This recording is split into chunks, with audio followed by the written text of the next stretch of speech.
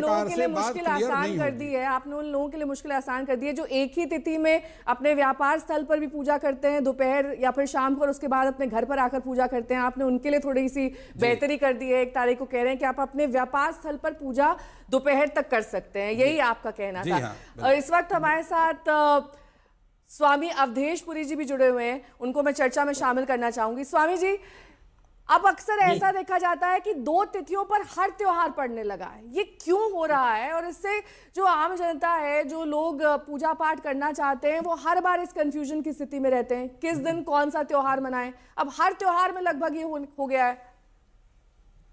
जी, ये बहुत अच्छी बात आपने कही।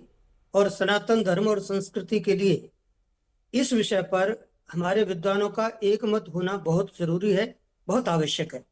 जैसा कि भी महंत नवल किशोर दास जी महाराज कह रहे थे ना कि ज्योतिष हमारा सब्जेक्ट नहीं है।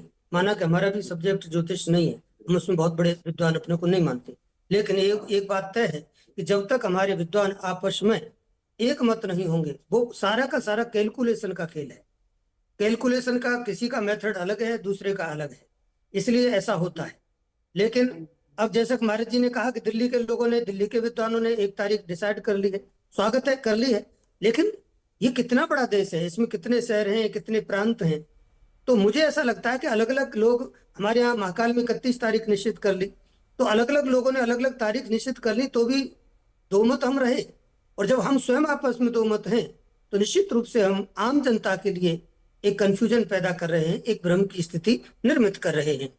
तो मुझे ऐसा लगता है कि दीपावली, अगर हम देशकाल परिस्थिति को देखते हुए बात करें, तो दीपावली का जो त्योहार है पूरी रात्रि का त्योहार रहता है। इसलिए दिन में पूजा, जैसा कोई पूर्व विद्वान ने कह भी रहे थे, प्रतिष्ठानों की पूजा दिन में की जा सकती है, कोई आपत्ति नहीं है।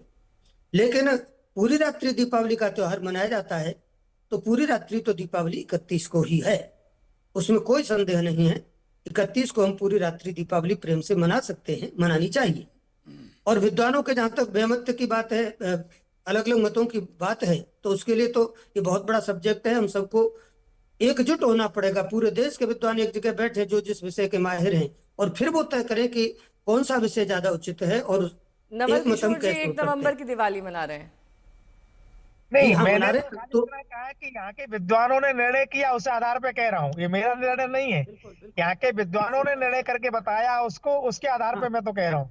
मैं तो प्रार्थना कर रहा हूँ कि एक दिन तय कर लीजिए, उपास का पात्र बनना पड़े हम सबको। नहीं नहीं, ठीक बात है। तो हम जब अलग अलग अगर हम समय देते हैं, तो निश्चित रूप से इससे हमारे धर्म को हानि होती है। क्योंकि जो आजकल साइंस का ये टाइम चल रहा है, लोग कहते हैं कि जो विद्वान आपस में एक मत नहीं है, जिनके ग्रंथ एक तरह की बात नहीं करते, तो उनका धर्म आखिर कितना स्थायी होगा या कितना विश्वसनीय होगा।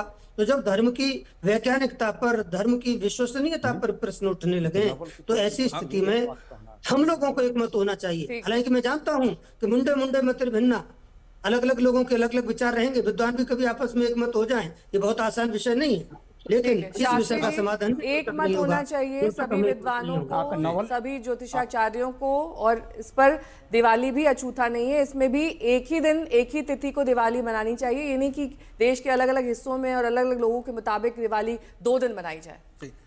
नेहा जी, देखिए, अवधेश पुरी